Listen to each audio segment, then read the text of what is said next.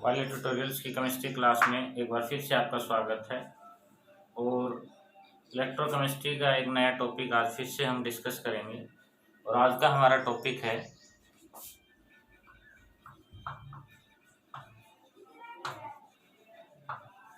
Faraday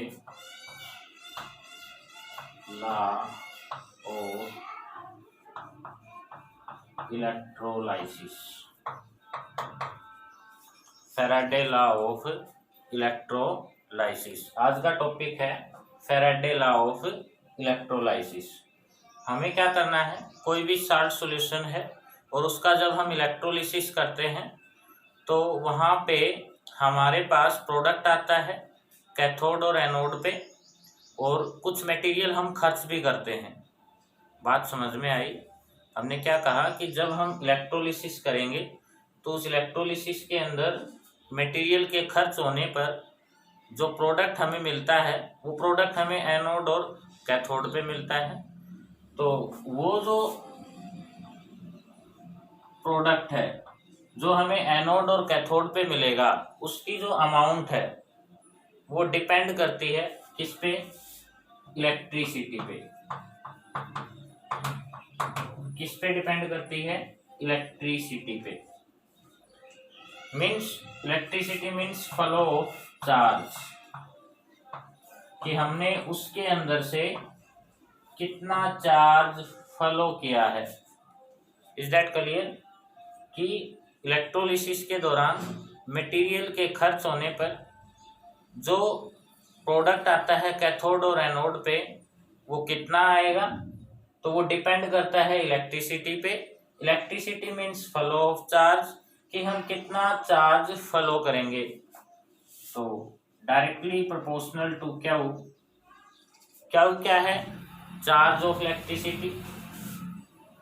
where weight क्या है? ये है weight of substance. Weight of substance deposited at electrode. Deposited at electrode. और ये कौन सा है? Faraday first law. कौन सा लॉ है ये? Faraday first law. Weight of substance directly proportional to the charge of electricity. Proportionality sign को हटाएंगे, यहाँ पे आ जाएगा Z into Q. Where Z क्या है? Electrochemical equivalent. Z क्या है? Electrochemical equivalent. अब मैंने कहा अगर हमारा चार्ज 1 कूलम हो जाए, चार्ज हमारा क्या हो जाए? 1 कूलम।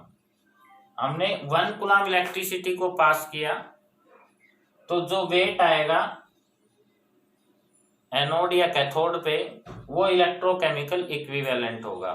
कि 1 कूलम चार्ज पास करने पर कितने कूलम? 1 कूलम चार्ज पास करने पर जो सब्सटेंस का वेट आएगा वो क्या होगा? Electrochemical equivalent. Is that clear?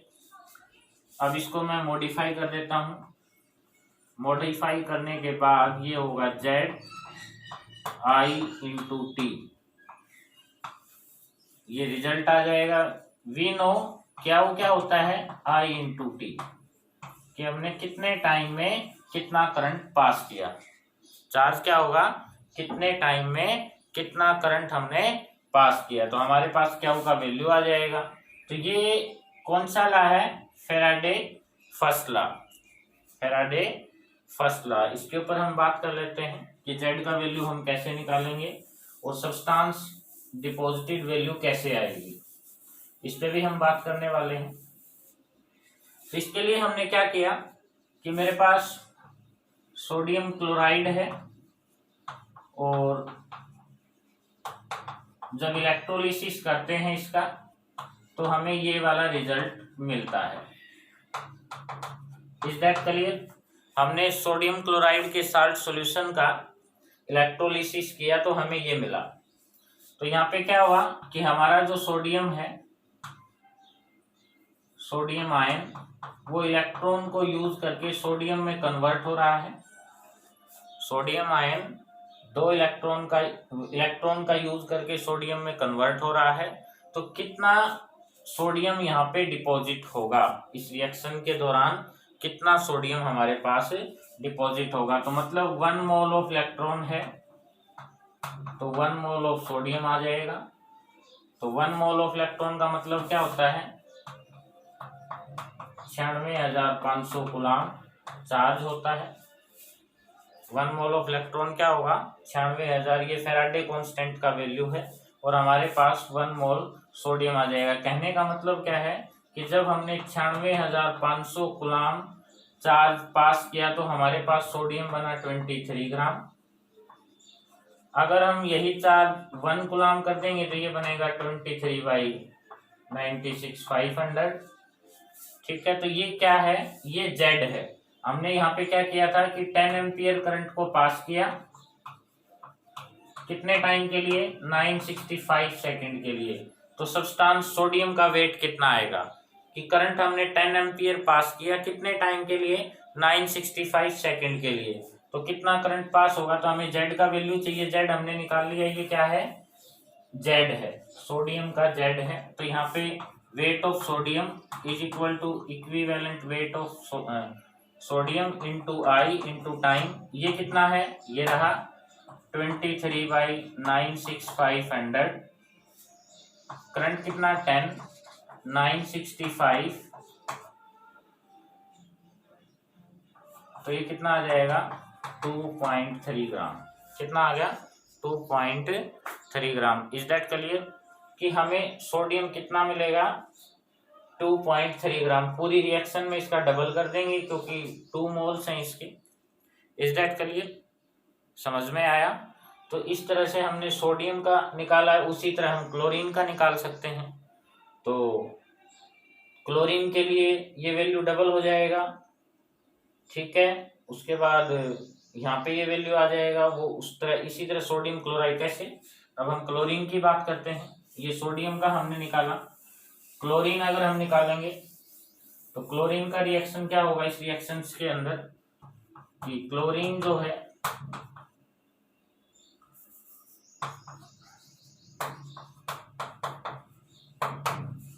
ये हमारा रिएक्शन है कि क्लोरीन है 2 इलेक्ट्रॉन को लॉस करके क्लोरीन में बदल रही है। तो यहां से क्या होगा कि 96,500 2 इलेक्ट्रॉन है मल्टीप्लाई बाई 2 और क्लोरीन का वेट होगा 71। तो 1 कूलम पे क्या आ जाएगा, 71/96,500। ये जेड आ जाएगा क्लोरीन के लिए और इसको यहाँ पे पुट कर लेंगे, ठीक है। इसी तरह हम पूरे NaCl का भी निकाल सकते हैं। स्टूडेंट्स ध्यान रखना है कि पूरी रिएक्शंस के अंदर अगर हम निकालना चाहें सोडियम क्लोराइड का तो इस पे हम क्या देखेंगे कि Na+Cl- 1 इलेक्ट्रॉन्स का लेन देन होगा। तो 96,500 कूलम चार्ज पास करने पर अमाउंट कितना मिलेगा, सोडियम का वेट 23, क्लोरीन का वेट 35.5, तो 58.5 हो जाएगा। 1 कूलम पास करने पर 58.5 डिवाइड बाई 9605, ये जेड आ जाएगा। NaCl के लिए तो वेट ऑफ NaCl कितना आएगा, Z of NaCl I into T. तो जेड ऑफ NaCl तो ये रहा 58.5 अपॉन 9600 500 10 इंटू 965 सोल्व कर लेंगे।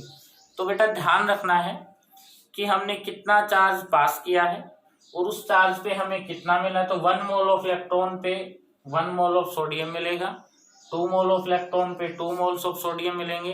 तो क्लोरीन की बात करेंगे तो क्लोरीन ले लेंगे, पूरा NaCl देखना चाहें तो पूरा NaCl भी निकाल सकते हैं, ठीक है। ये बात हमेशा ध्यान में रखनी है कि फैराडे फर्स्ट लॉ क्या कहता है कि इलेक्ट्रोलिसिस होने पर जो वेट ऑफ सब्सटेंस हमारा कैथोड या एनोड पे आएगा या जो मटेरियल हम खर्च करेंगे इलेक्ट्रोलिसिस में, उसका वेट हमेशा किस पे डिपेंड करता है, इलेक्ट्रिसिटी पे डिपेंड करता है कि हमने उस इलेक्ट्रोलिसिस के अंदर से कितने चार्ज ऑफ इलेक्ट्रिसिटी को पास किया है। तो अब बात कर लेते हैं एक और लॉ हमारे पास फैराडे का है, फैराडे सेकंड लॉ। तो फैराडे सेकंड लॉ क्या कहता है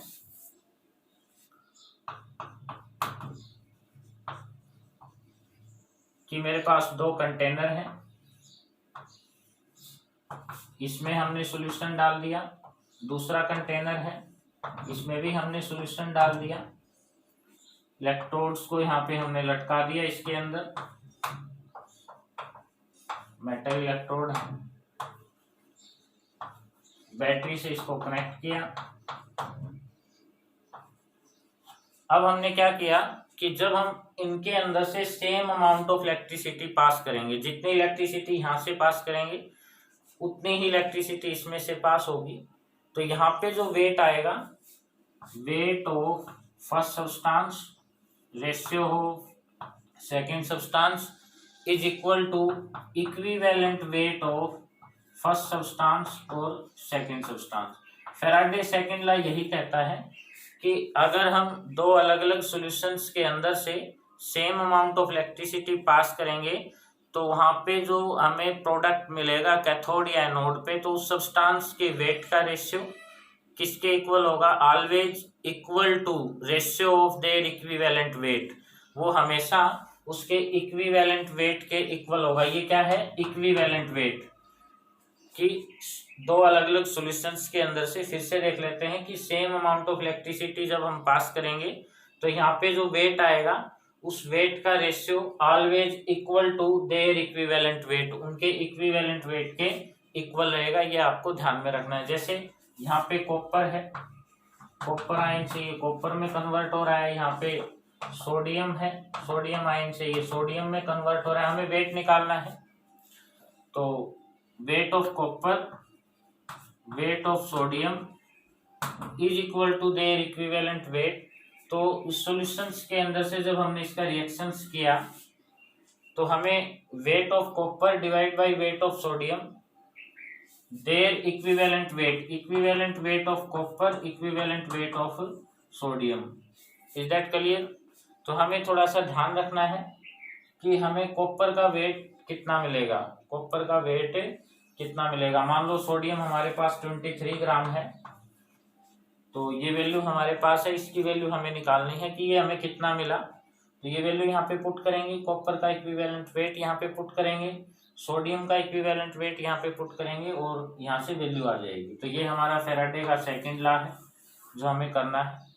इक्विवेलेंट वेट कॉपर का अगर हमें निकालना है तो molecular weight of copper divide bye it's charge, जितना इलेक्ट्रॉन हमने इसके अंदर लिया, तो कॉपर 2 इलेक्ट्रॉन्स को यूज करके कॉपर में कन्वर्ट हो रहा है, तो डिवाइड बाय 2। सोडियम निकालेंगे इक्विवेलेंट वेट, तो molecular weight of sodium 1 electron आएगा तो यहाँ पे 1 आ जाएगा, तो वो इक्विवेलेंट वेट हम यहाँ पे पुट कर लेंगे। तो ये थोड़ा सा आपको ध्यान रखना है कि इक्विवेलेंट वेट हमने +1 क्लास में निकालना अच्छे से सीखा है, और इसी क्लास की सेकेंड यूनिट सॉल्यूशन के अंदर भी हमने इक्विवेलेंट वेट के बारे में पढ़ा है। बहुत सारे तरीके हैं इक्विवेलेंट वेट निकालने के, तो हमें इक्विवेलेंट वेट यहाँ पे मोलिकुलर वेट वाला ही यूज कर लेंगे कि हमें उसका molecular weight divide by it's, उसके अंदर जितना इलेक्ट्रॉन जितना चार्ज हमने खर्च किया उससे उसको डिवाइड कर देंगे तो इक्विवेलेंट वेट आ जाएगा। तो ये थोड़ा सा आपको ध्यान में रखना है, ठीक है। क्योंकि एक बात और आपको मैं बता देता हूँ कि आयन का इक्विवेलेंट वेट मैंने बताया था, molecular weight of ion divide by it's charge.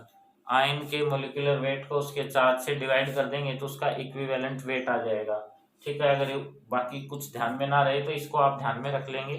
तो फैराडे फर्स्ट लॉ क्या कहता है, इलेक्ट्रिसिटी पे डिपेंड करेगा, कितनी इलेक्ट्रिसिटी हमने उसके अंदर से पास किया। सेकंड लॉ क्या कहता है कि सब्सटेंस का जो वेट का रेशियो होगा वो हमेशा उसके इक्विवेलेंट वेट के रेशियो के इक्वल रहेगा, वो हमेशा किसके रहेगा, इक्विवेलेंट वेट के रेशियो के इक्वल रहेगा और हमारा वैल्यू आ जाएगा। तो ये हमारा फैराडे लॉ पे आज की क्लास थी। आज की क्लास में फिर मिलते हैं। इलेक्ट्रोकेमिस्ट्री में और भी बहुत कुछ बाकी है, फिर पढ़ेंगे अगली क्लास में। थैंक्स अच्छे से सुनने के लिए, फिर मिलते हैं अगली क्लास में।